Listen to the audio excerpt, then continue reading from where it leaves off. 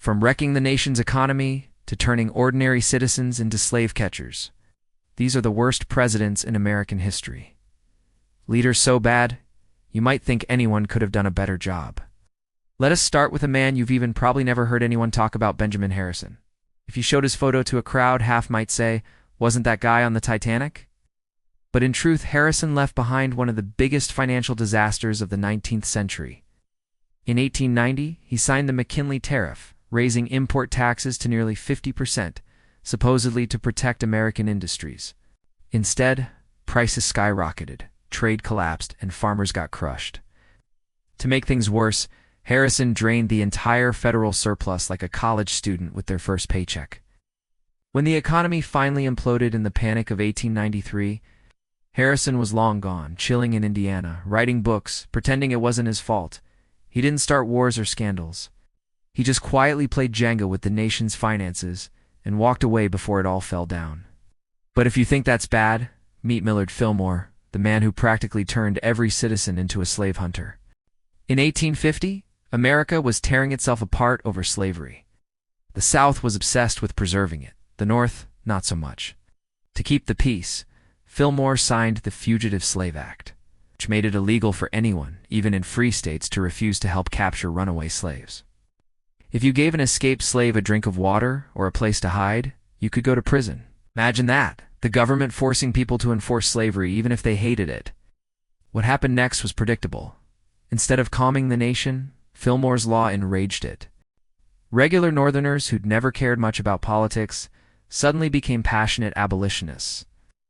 His plan to save the Union ended up lighting the fuse of the Civil War. So while Fillmore thought he was preserving peace, he actually fanned the flames that nearly destroyed America. And speaking of destruction, the next guy didn't ruin the country's economy or start a war. He just died before he could do anything at all. Two presidents, one bankrupted the nation, the other betrayed its soul. But what comes next isn't corruption or chaos. It's tragedy. A man stood in the freezing rain, speaking for hours to prove his strength. 31 days later, he was dead. After Fillmore's disastrous compromise, America needed stability, a leader who could unite a divided nation. William Henry Harrison was 68 years old when he took the oath of office in 1841, the oldest man ever elected at the time. Critics called him weak, too old, and unfit for the job, so Harrison decided to prove them wrong by giving the longest inaugural speech in American history. For nearly 2 hours, he stood outside in freezing rain and icy wind, without a coat, without a hat, delivering line after line about courage and destiny. The crowd was miserable. The weather was brutal. Within weeks, so was Harrison's health. 31 days later, he was dead from pneumonia, the first U.S. president to die in office. His presidency was so short that his policies barely existed. His greatest achievement, proving that pride and politics don't mix well with freezing temperatures. But the chaos didn't stop there. His vice president, John Tyler, suddenly became president, and nobody knew if that was even legal. The Constitution was vague about what happens when a president dies, so for weeks, Washington was in panic. Tyler declared himself president outright, setting a precedent that would shape every succession to come. Unfortunately, that's where his good decisions ended. Tyler clashed with Congress, vetoed almost every major bill, and was eventually expelled from his own party. Imagine being so unpopular that your own side doesn't want you anymore. That was John Tyler. Then came Franklin Pierce, perhaps the most tragic and broken figure ever to sit in the Oval Office. Before taking office, Pierce and his family were in a horrific train accident. Their son, just 11 years old, was killed before their eyes. Pierce arrived at his inauguration, grieving and hollow. Instead of leading, he drank. Instead of uniting, he surrendered to despair. His presidency collapsed under the Kansas-Nebraska Act, which let new territories decide for themselves whether to allow slavery, reopening the national wound that Fillmore's Fugitive Slave Act had started. The result? Bloodshed, chaos, and a nation sliding closer to war. Pierce left office despised, isolated, and drowning in guilt, a man destroyed by loss. Remembered as one of the weakest presidents in U.S. history, he gave the longest speech in history, and died before he could finish unpacking. But his death opened the floodgates for chaos. for leaders who stumbled, fought, and failed their way through crisis after crisis. From accidental presidents to drunken disasters, the Oval Office was about to hit rock bottom. When Franklin Pierce left office, America was already divided, but his successor would push it to the breaking point. Enter James Buchanan, often ranked as the worst president in U.S. history. Southern states threatened to secede. Buchanan insisted that secession was illegal, but then added that the federal government had no right to stop it. In other words, you can't do it, but I won't stop you if you try. That single act of indecision shattered the country. State after state left the Union. The Confederacy formed. And when Abraham Lincoln finally took office, the Civil War was already waiting for him. Buchanan didn't light the match, but he stood there and watched the fire spread. When asked later if he felt responsible, he said, "History will vindicate me." It didn't. It never will. Then came the man forced to clean up the ashes, Andrew Johnson, Lincoln's vice president. He never expected to lead, and after Lincoln's assassination, became president at the worst possible moment. The nation was broken, South defeated, and millions of freed slaves looking for justice. But Johnson wasn't a unifier. He was a Southern Democrat who opposed equality. He vetoed bills meant to protect freedmen, fought against the 14th Amendment, and resisted Reconstruction at every turn. Instead of rebuilding the nation, he tried to restore the Old South, the same system Lincoln had died to destroy. Congress had enough. In 1868, Johnson became the first U.S. president ever impeached. He survived removal by just one vote. Johnson left office angry, bitter, and forgotten, a man remembered not for healing America, but for reopening its wounds. One president watched the country fall apart, the next nearly undid the victory that saved it. But even after the Civil War, America's struggles were far from over. The Gilded Age was rising, an era of corruption, greed, and forgotten morals. The Civil War was over. The Union was saved. But in the years that followed, a new enemy took over Washington: corruption. And some of the men sworn to protect the nation would sell its honor for gold. It began with Ulysses S. Grant, the Union's war hero. He led the North to victory, ending slavery and saving the nation.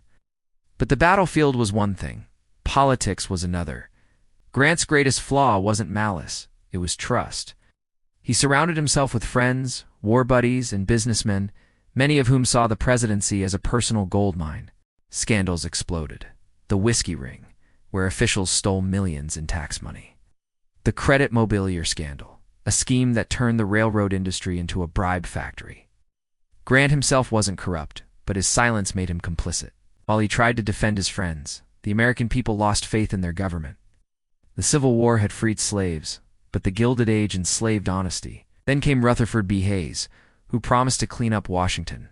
He ended the Reconstruction era, pulling federal troops out of the South, a move that brought peace, but also abandoned newly freed black Americans to discrimination and violence. Hayes called it restoring harmony. History calls it surrendering justice. Next was James A. Garfield, a man who actually wanted reform. He pushed back against corruption and the powerful political machines that controlled Washington. But his presidency lasted just 200 days. In July 1881, Garfield was shot by a disgruntled office seeker who thought he deserved a government job. Garfield lingered for months in agony before dying, the victim of infection and outdated medicine. After Garfield's death, the most unlikely man became president, Chester A. Arthur. Before the assassination, Arthur had been a symbol of the corrupt spoils system Garfield had tried to destroy. Yet when he took office, something changed. Arthur surprised everyone by supporting the Pendleton Civil Service Reform Act, creating a merit-based system for government jobs and ending decades of bribery and favoritism. Arthur entered the White House as a political insider and left it as a reformer. It didn't erase the corruption of his era, but it showed that even in the darkest age of politics, redemption was still possible. From war heroes turned victims of corruption to reformers who rose from scandal, the Gilded Age tested America's soul. But what came next would test its sanity. As industry exploded and inequality deepened, the presidency fell into chaos once again. The Gilded Age was over, but its spirit of greed never left.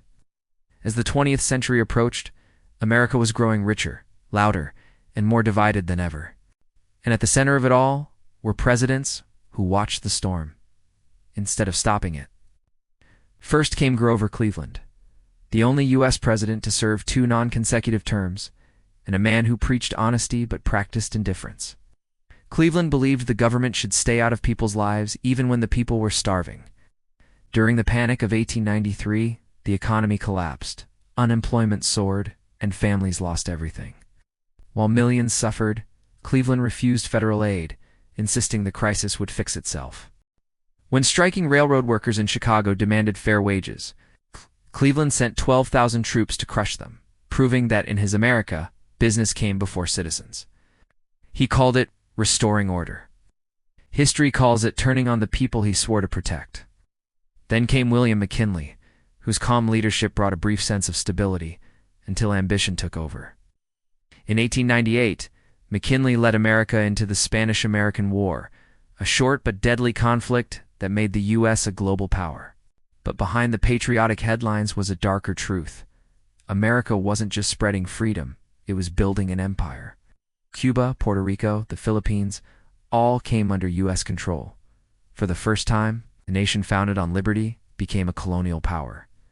McKinley's war victory turned him into a hero. But his story ended like Garfield's.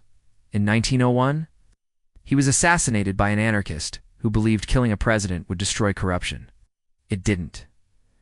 After McKinley came Warren G. Harding, a man who promised a return to normalcy after World War I. He got it. But it wasn't the normal America expected. Harding's presidency was buried under scandal, the worst being the Teapot Dome affair, where government officials secretly sold U.S. oil reserves for bribes and profit. While his friends looted the country, Harding looked the other way. He wasn't evil, just overwhelmed, outmatched, and too trusting of the wrong people. When he died suddenly in 1923, rumors swirled. Heart attack? Stroke? Poison? What we do know is that he left behind a presidency stained by greed, corruption, and betrayal. Harding once said, "I am not fit for this office and never should have been here." For once, a bad president was right. They preached honesty but fueled corruption. They spoke of peace but built an empire. By the 1920s, America was rich, powerful, and cracking beneath the surface.